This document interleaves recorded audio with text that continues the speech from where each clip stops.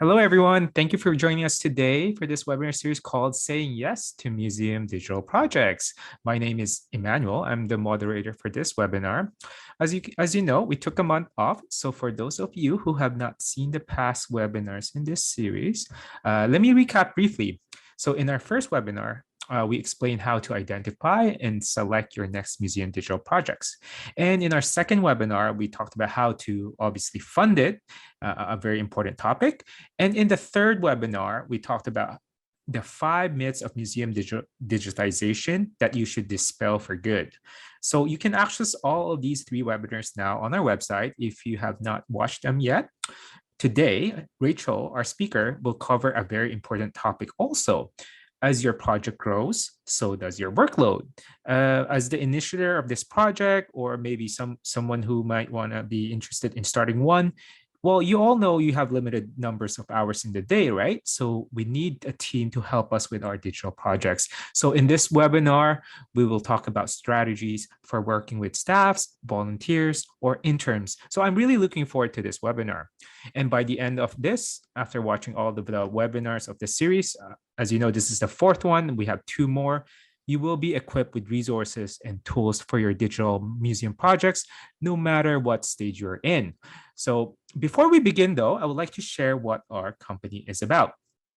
Our mission is redefine how knowledge is shared.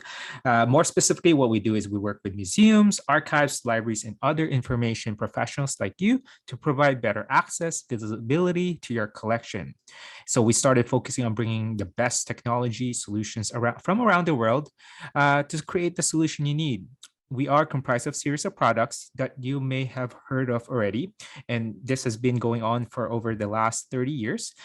These brands include Sydney, Presto, Argus, Archivera, Eloquent, and Quadra Star.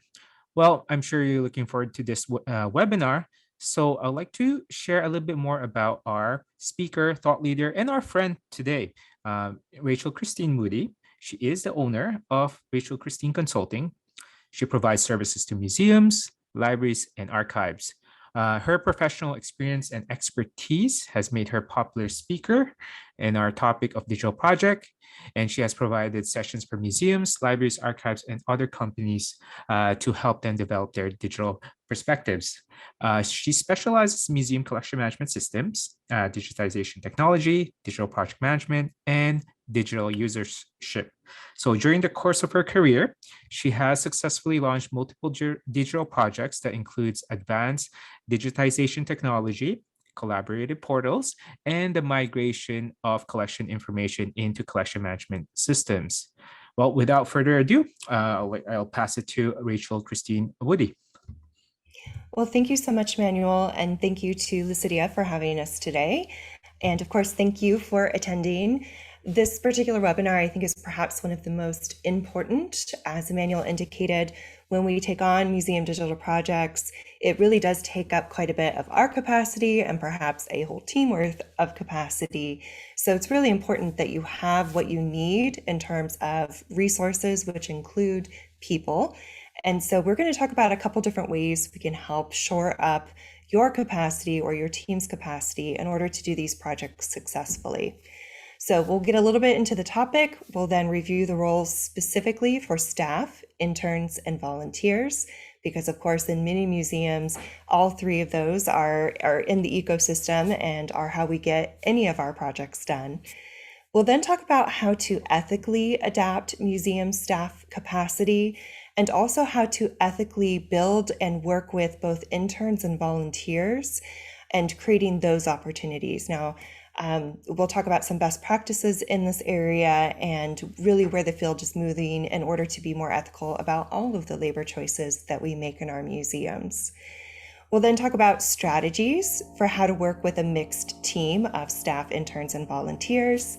And then, of course, ending with some resources for you to check out and a list of additional reading if you want to go check out more information on any of the topics we cover today.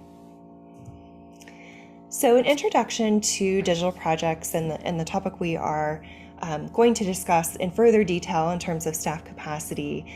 When we're talking about museum digital projects, I am meaning like the all-encompassing anything related to the ultimate digital project you're working on. And it could be composed of one or all of these following activities. First of which, object preparation. So no matter what type of project you're working on, there's usually at least some extent of checking the object, making sure it's okay, doesn't need conservation treatment, etc. Then there's the digitization of the objects and items that you are working with. The research involved, whether that is checking the accession file, doing some deeper dives into subject matter research, to then, of course, inform the cataloging and the data and description that you are capturing in your collections management system. And then on top of that, in addition to putting the data in your CMS, talking about different content creation above and beyond just the CMS. For many of our museums, while we do use the CMS to do our heavy lifting, we may also put this content creation into different outreach mechanisms, whether that's blog, YouTube videos, webinars, K-12 curriculum, you name it. And then publishing, whether it's publishing through your collections management system online or publishing a blog post, any of that other content creation you've done, there's that publishing activity that probably involves at least a little bit of a degree of editing, review, and then publish. So getting into the first area of capacity, which is staff, of course. Staff, the definition here is that staff are consistent, staff are typically trained, and more experienced because they are museum professionals and employees of the museum. With that in mind, their roles in digital projects typically include establishing the project structure, overseeing the project and, of course, that quality of work, outlining best practices that they themselves and their team need to follow, whether that is object prep, digitization, to cataloging, to publishing. And then, of course, delivering training. So while as a staff person, we may have that knowledge and expertise or previous training to rely on, we do need to transfer that knowledge and education to the entirety of our team so that everybody knows how to execute their portion of the project successfully, which means also doing it according to best practice. So roles for interns. Now, by their very definition, interns are in learning mode. So they may have like that academic book knowledge, but they usually have very little training or previous experience. Also, the nature of an internship is that it's typically 3 to 6 months. It's a very finite period of time. And so their role could include any sort of ongoing or repetitive tasks that require a moderate level of that previous education and perhaps digital skills. And with that in mind, these types of activities, typically well suited for interns, could be digitization of items, doing any sort of digital file management, such as making sure that the file names follow file naming convention for your museum, maybe some preliminary research to get them used to and exposed to the different types of research to perform while doing a digital project. And then, of course, any sort of basic data creation and capturing, whether that is supported and they're doing that directly in your museum CMS, or for various reasons, perhaps you're having them do that data capture in a spreadsheet. Now for volunteers. Volunteers can vary in experience and are usually committed to a more long-term tenure.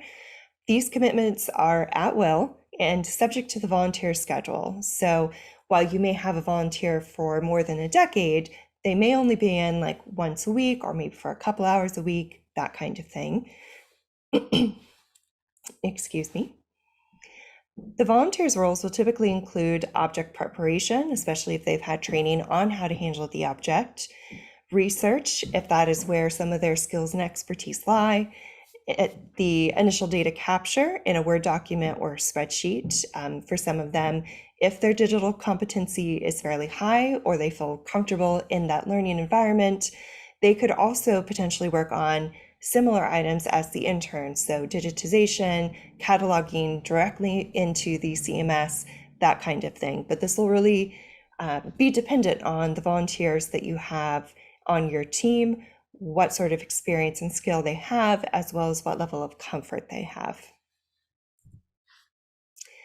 So now that we've covered the roles, I do want to spend a little bit of time on how to ethically approach the increase of capacity for each of these roles.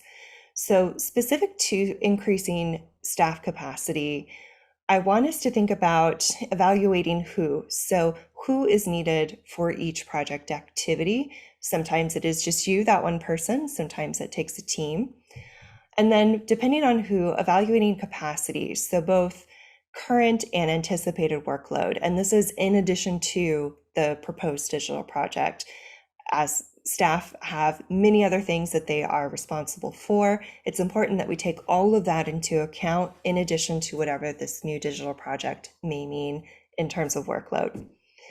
And then adapting that capacity. So unless you can do the fourth bullet point, which is hire more staff, that's the quote unquote easy and quick way to increase capacity, though you do need to have the budget for it. If that is not an option, you need to adapt the capacity you currently have. You can't increase it. You can't ask your staff to do essentially 60 hours a week worth of work when you are only paying them for 40 hours worth of work a week. So we need to prioritize activities. We need to actually document everything that is on their plate currently. So the activities and responsibilities that they are assigned currently. And there needs to be an agreement and decision mutually made between whoever the boss is and that staff member of what activities and tasks are going to be deprioritized intentionally so that they can take on the new digital project being proposed.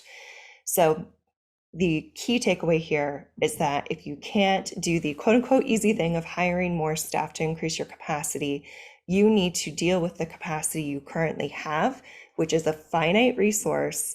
And what that means is that there's going to be some things that come off of the workload of your staff so that you could then add on to. It's not in addition to, above and beyond, it's a bit of a subtraction and addition that needs to happen. All right, moving to sort of the term/contract labor, which is sort of an extension of an option when we talk about staff capacity. And what I mean by term and contract labor, term or temporary positions, these are typically roles where the person may be an employee. They may receive some or all of the same benefits as a traditional museum employee. Whereas with contractors, they are not employees of the museum. They, in most circumstances, do not receive any benefits from the museum. And by benefits, I mean like insurance, 401k, sick leave, etc. And so as a result, they are personally responsible for covering any of the costs of their employment contract with the museum that would have otherwise been covered by the museum if they were in fact a traditional employee. So there are additional costs to both of these, both direct and indirect, for this type of employment. And so that is why we need to be very careful as museum professionals to make sure that when we do enter into engagement with these types of employment, that we're doing so as ethically as possible. So as the note says on the bottom of my slide, these types of positions fall under the precarious labor category and are considered exploitive labor practices if they're not accounted for correctly by the museum. So accounting for the fact that there is risk and cost involved for both of these types of positions. So here are some strategies to think about that more specifically.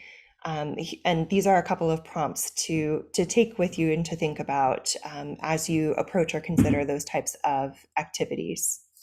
The first of is the compensation offered enough to cover some of those inherent costs of employment the museum isn't covering.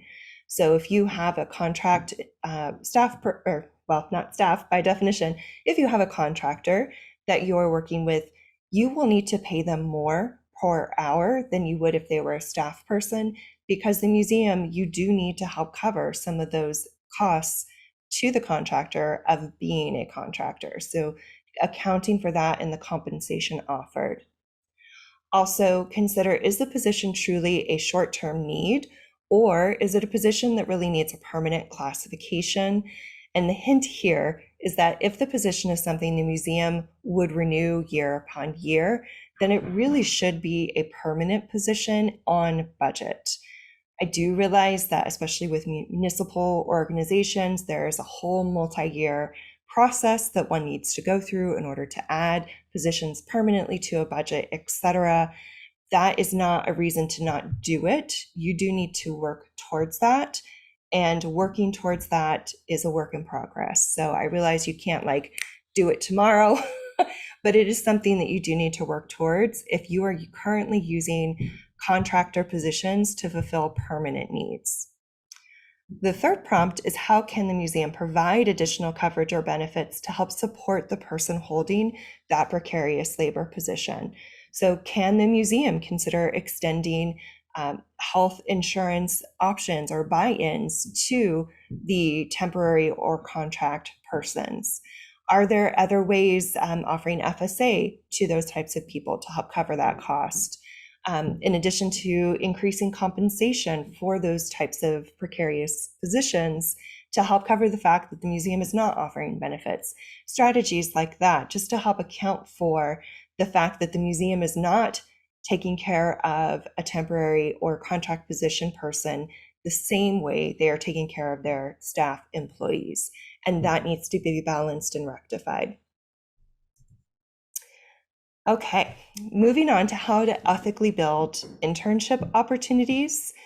So to recap, interns are new to the museum field. They wish to spend a finite amount of time in training. So in addition to the book knowledge, education they're receiving, having that hands-on training is also very valuable, getting that experience.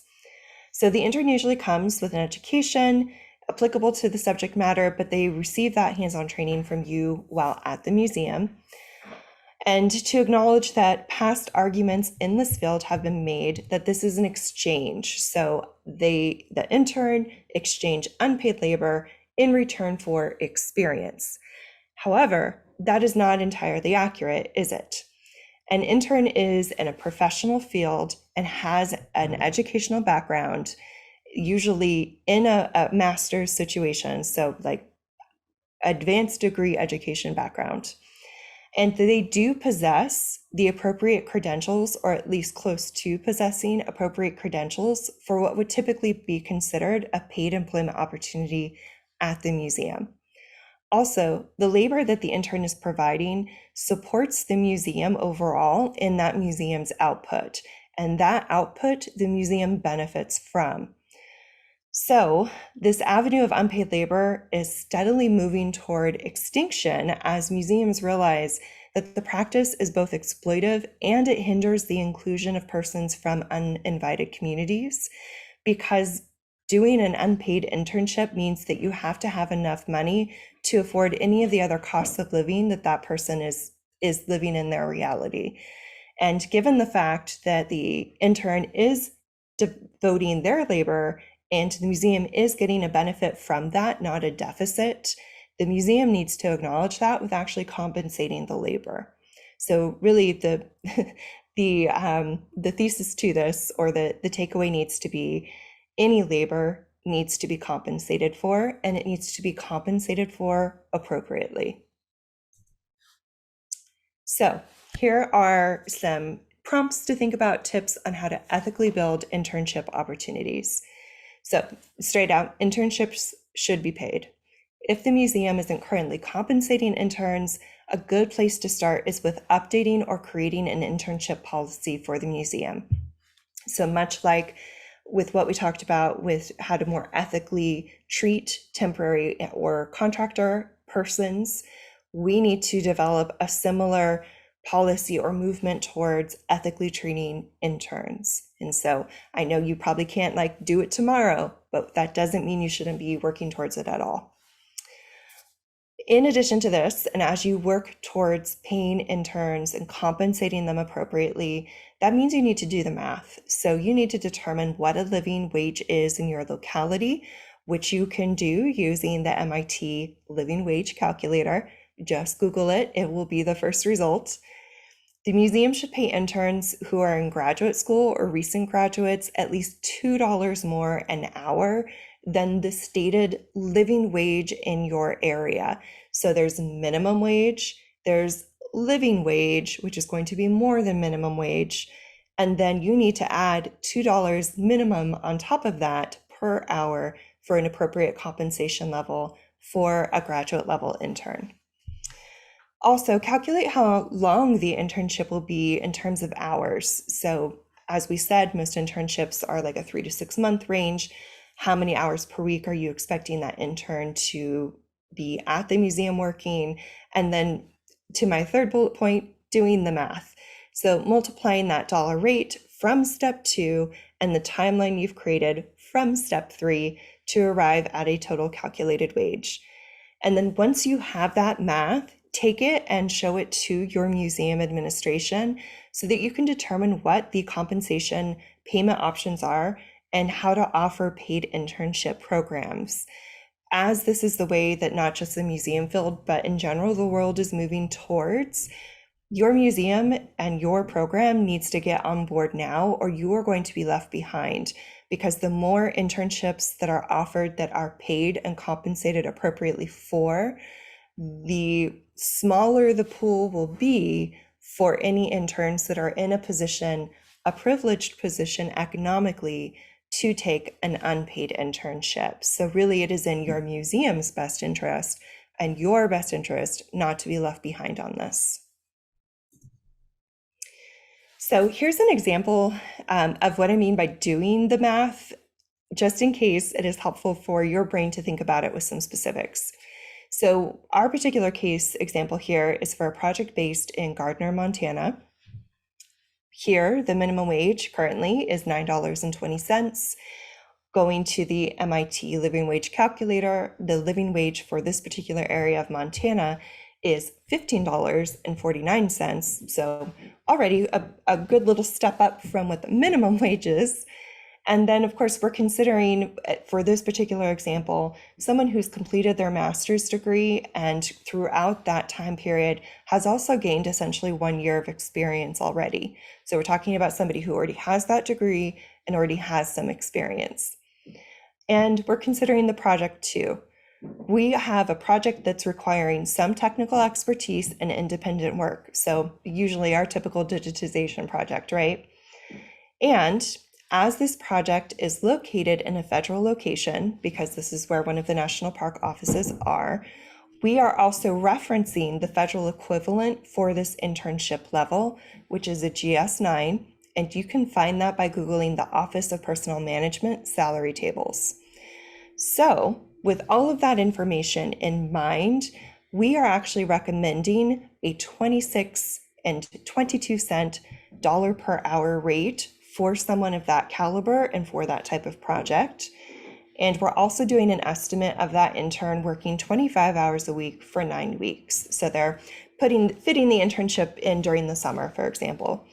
And so the funding total for this intern, by compensating them appropriately and by doing the math on the hours that we're expecting them to do for the internship, the total cost of compensation for them is going to be about $6,000, which in the scheme of things is actually quite affordable for your museum.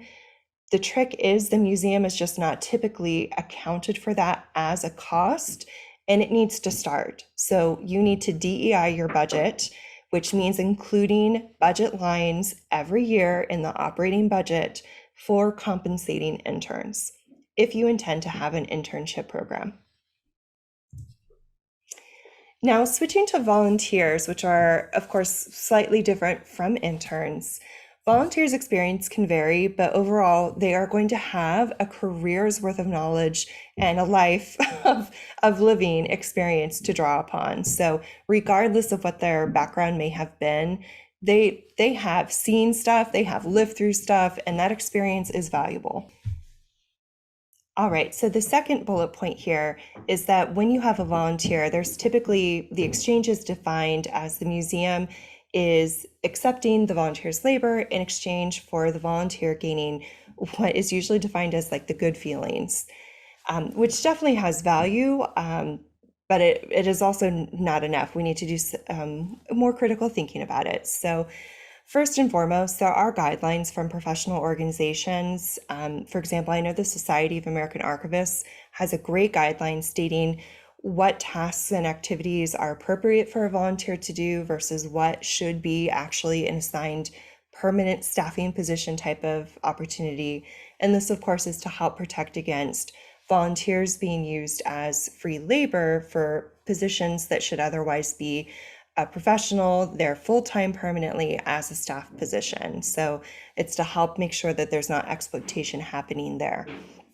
Also, this aspect of labor is less regulated for nonprofits as a whole. So like it's not just museums, but volunteering as a particular labor sector is even less regulated than for internships. And these are things, again, that are changing. So your museum definitely needs to start paying attention and making sure you're intentionally engaging volunteers and ethically engaging volunteers.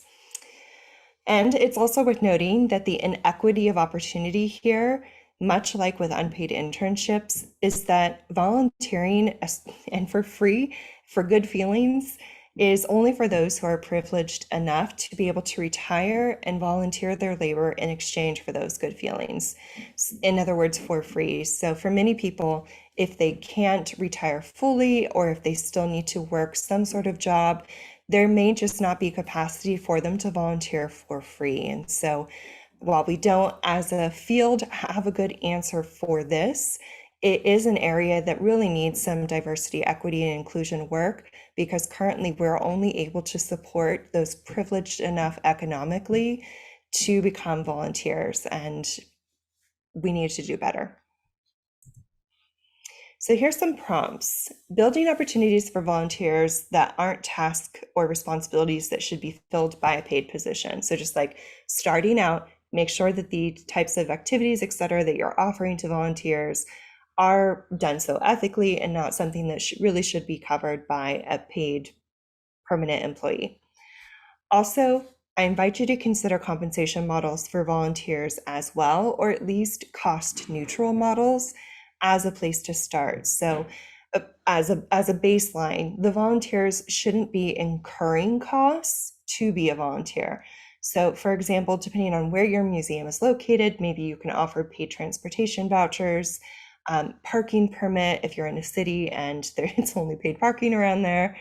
Anything to help encourage the volunteer and help them get to your museum without having them incur additional costs in addition to their time.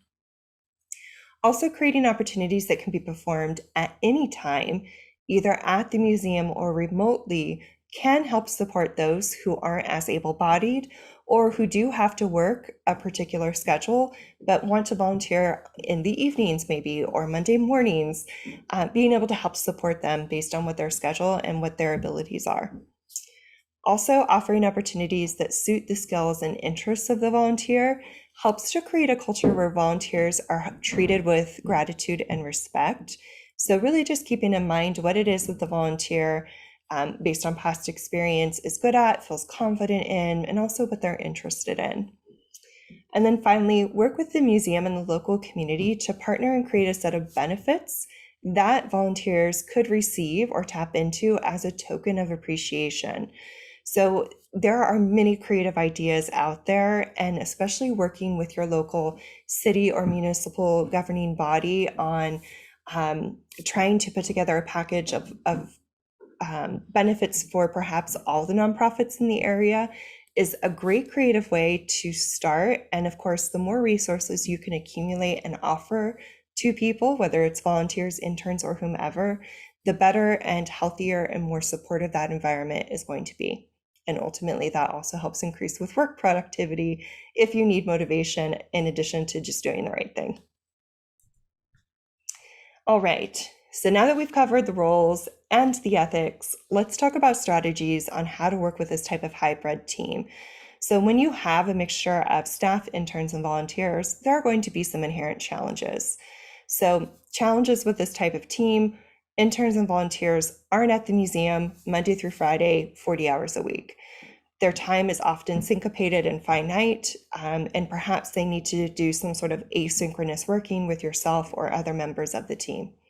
So timing and consistency are an issue to plan for proactively. Also, interns and volunteers don't necessarily come with all of the education and experience needed for some of the aspects of the digital project that you're asking them to do. And then, of course, interns and volunteers aren't employed by the museum unless you are actually employing them, which would be great. And so their commitment to the project may fluctuate, and they are very much at will. So they could be gone tomorrow if you're not treating them appropriately. So knowing that these interns and volunteers could drop out more easily and more quickly, perhaps, than a staff person is certainly a challenge to make sure you're aware of and plan for. So here are the benefits, though. Having that hybrid team, yes, there's challenges, but there's also benefits. So the benefits are is that you are going to have a more diverse pool of knowledge and experiences to draw upon. Also, the ability to increase the capacity of the team would otherwise be impossible if you did not have the option of working with interns and volunteers. And then, of course, having that hybrid team also offers an enrichment experience for all the team members, including the staff components of your team. So, strategies on how to address some of those challenges. Having an established communication pattern, even if you didn't have a hybrid team and just staff members, established communication pattern is a great thing to put in place. Also, unified training experience and instructions for everybody involved, but especially for the interns and volunteers. And then, of course, that culture of respect. So we'll get into these in a little bit more detail. So first challenge, team member timing is syncopated and finite. Having a good communication strategy is key here. So there needs to be a centralized place where that communication takes place. We need to develop a culture where people know where to look or know where they are receiving additional instructions or updates on projects. So a project management dashboard may be a good tool for you to dive into. This could be on an internal site, and as simple as using SharePoint or Google Drive as an example for pulling team documentation, tracking project notes, that kind of thing. It could be regularly scheduled meetings, whether that is virtually / in person, and perhaps offering Zoom meetings here would be a good option if people have to phone in essentially from like taking a break from class, for example, or even email. So if the other options just aren't a good fit, even have people have that expectation where project updates, et cetera, are being communicated via email is just as good of a tool than no tool. Also, all team members should know where they can participate in those communications regarding the project details. So they need to know where they can look for updated timelines, where they can communicate and note any issues that they are having, and relaying any other key pieces of information. So challenge number 2, team members are coming with different levels of education and training. So this is where a good training strategy needs to be in place. And it's one that incorporates learning tools for as many preferred learning abilities and modes as possible, because everybody is different, right? So having the inclusion of plain speaking text, visuals, of course, and audio-visual tutorials help provide a beginning intro into the project, but can also be referenced regularly by team members. So it's great for establishing training and also great as resources to reference as needed. And these trainings should be a unified experience, meaning giving everybody the same exposure to the materials in these formats means that all of the team members have received all of the same information, and it helps to ensure that everybody is up to speed with how the digital project should be executed. And this last point is one that I see the most often as neglected or not accounted for, where your staff is trained and perhaps you've done some intentional training with an intern on board, but maybe the volunteer who is involved has not received any training, or the training has been different from all 3 of those parties. So you need to provide the same training and good training for everyone and have those things be able to be referenced, especially for your team members, such as interns and volunteers, who are not working on this project every day. All right, strategy number 3.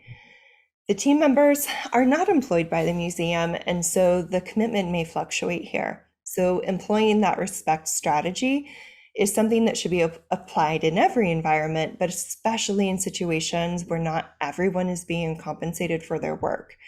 And in this hybrid team environment, employed staff members and the project supervisors need to audibly express gratitude for all of the team members' work on a regular basis and approach every interaction with showing these team members collegial respect. I cannot tell you how many times I have seen volunteers go unthanked, or how many interns have been treated as less than because they're not staff members. And so really that type of attitude is incredibly toxic. And also it means you're going to lose those interns and volunteers much more quickly. And that is not good for your project. So just in general, be a better human and also have a better project by being respectful and showing gratitude regularly. And second bullet point, and really just to drive this home, for anybody, staff, intern, volunteer, when we know we are valued and respected by our team, we tend to want to show up for that team and our commitment is deepened. So this helps to engender a great working culture for everybody involved. So I have quite a bit of resources for you to check out depending on which area of the content that we covered that you want to work on. For labor and hiring resources, I do want you to take a look at AAM, so American Alliance of Museums, Equitable Hiring Practices for some good baseline hiring practices to make sure you incorporate. I also want you to take a look at the DLF, which is Digital Library Federation's labor resources.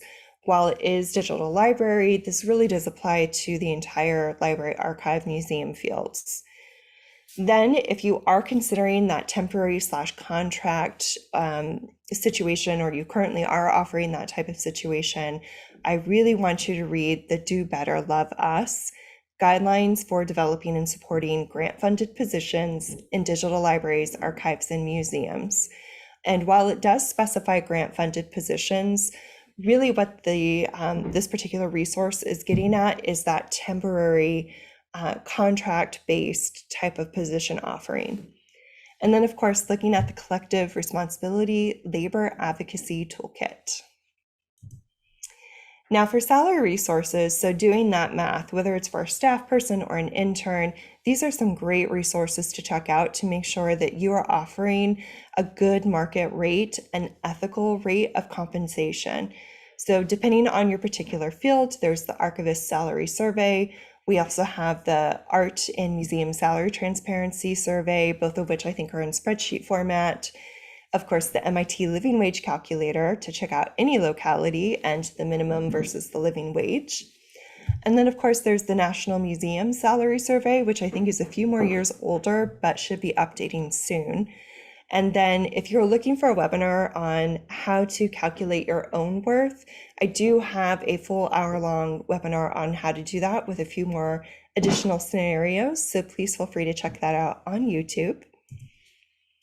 Now for internship and volunteer resources, there are a few different websites.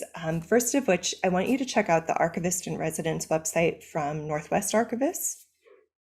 Again, while this is talking about archives and archivists, all of the principles and strategies suggested in that website do apply to any of the LAM, Library, Archive, Museum types of internships.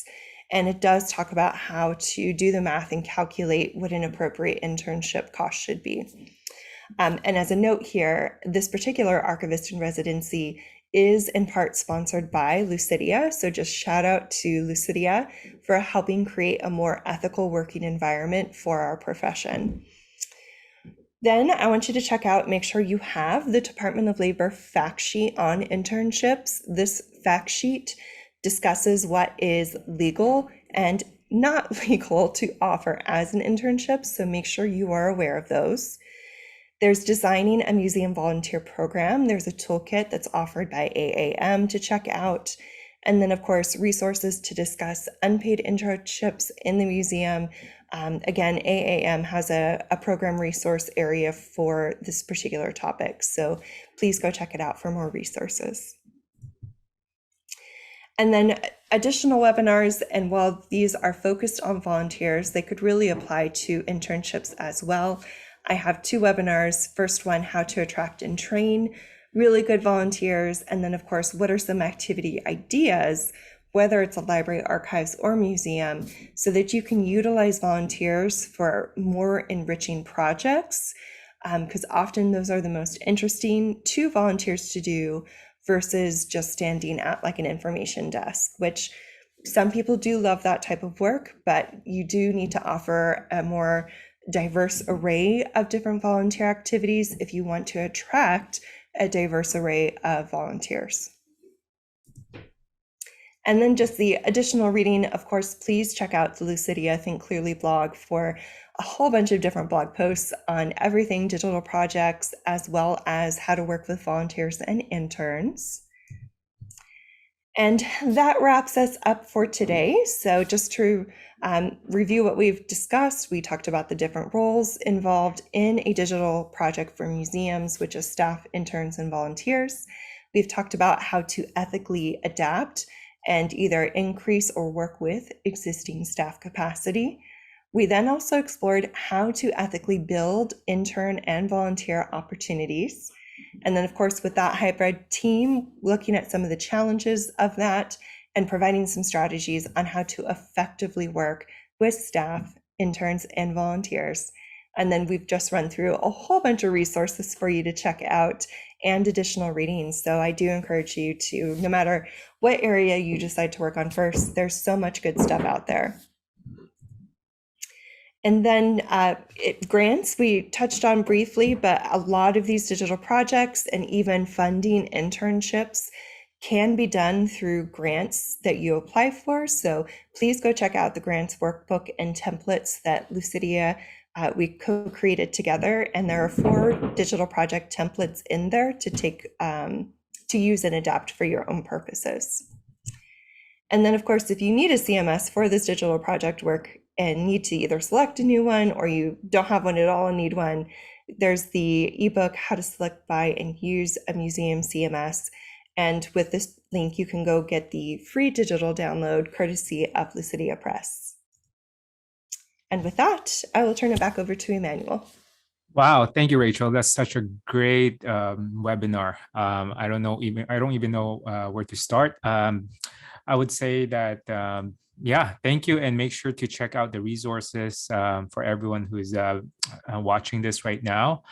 I do have a couple of questions because you brought up. I'm glad you brought up the point, the challenges that around perhaps from the hybrid perspective around the staff members, and as COVID has changed the way we work. So hybrid is a really, a more practical options right now, sometimes for staff members, interns, or volunteers.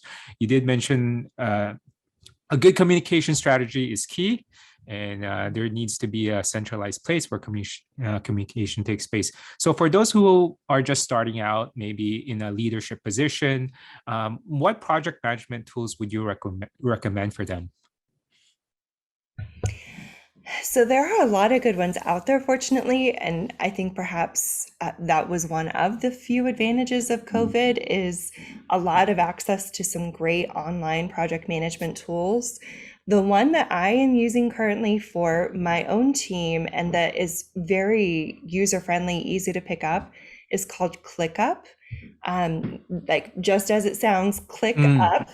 And they have what they offer for the free, like no cost at all, is all you would need for a typical museum project in terms of project management. You can have multiple user types without having to pay for like amount of users, multiple projects running. You can create project templates. It even has a one place to like attach documents or place like here are all the training documents, so like document library. So it's actually incredible in terms of like being able to track, assign, communicate, and really serve as like that one-stop hub for everything related to that project. Well, that sounds like a really good tool for any starting, leadership role because it's no cost, and then it does everything that you need for a management tool, right? So that sounds really good. So thanks for sharing that, Rachel. And I have a last question for you. You did mention as well training, right? So you brought up a good point about challenges that team members can come with different levels of education and training. And training should also be a unified experience. What's your thoughts around creating video tutorials for your staff members, team members, or interns? I am a huge fan of video tutorials. One, because they hit multiple sensory inputs depending on what sort of learning mode your brain prefers. So you actually get to see someone doing the action, and because it's been recorded, people who repetition is something that is helpful for them, and or if you're only working 1 day a week, like it is hard to retain training that you received maybe a few weeks ago. So having a video to reference in addition to any documentation that may have been created is excellent, because it means it saves the staff person from having to like re-show multiple people at multiple different times how to do something. And also just the act of watching and hearing and having the document to review, or watching and hearing while you were maybe doing the activity yourself. It can be such a better learning experience overall. It helps people to feel more confident because they can replicate what they're seeing with what they're doing. And it also helps the different learning abilities because they have a couple different ways they can tap into the knowledge. Another way to think about it is for a learner or somebody whose ability where too much sensory is too much for their brain. So sometimes just having like that written document with some visuals is a preferred mode for them. So in offering all of those different learning types and having them available for reference, it provides that unified training experience, but it also means you're helping to tap into and provide essentially training in a few different outputs that can support the different learning or brain abilities or types of learning modes that they prefer. I totally agree with you, Rachel. I remember maybe 15 years ago when I started my first job, I was like sweating because there was no video tutorial. I had to write copious notes, and I was afraid that I might miss anything. So had I had these video tutorial, I think it has that sense of a peace of mind as well for me to say, hey, I can always go back to these videos and I can listen to it at my own pace, and I have a reference, right? So it gives me confidence as well as an intern, volunteers, or staff. So I think, yeah, definitely. So thanks for sharing that thought. So everyone, I always feel like Rachel always left no stone unturned in this webinar that she always covers. So there were many strategies that we can use when working with staff, volunteers, and interns. And Rachel, you keep it relevant and up to date. I particularly like the part that when you spoke about wages and how to calculate that portion and what the expectations are in the industry right now. So you can budget that for your digital projects, right? So, however, if you have any additional questions, please reach out to us or Rachel. Rachel has a beautiful website that is easy to navigate and a lot of resources around collection management, digital collections, grants, genealogy. So feel free to go to her website as well for resources. And again, well, thank you for joining us for today's webinar, around strategies for interns, volunteers, and staff members. Hopefully you enjoyed this educational session. And if you find it helpful, we invite you to join us for our next webinar, where Rachel will talk about building sustainability into your digital programs. Until next time, and thank you again, Rachel, and have a wonderful day.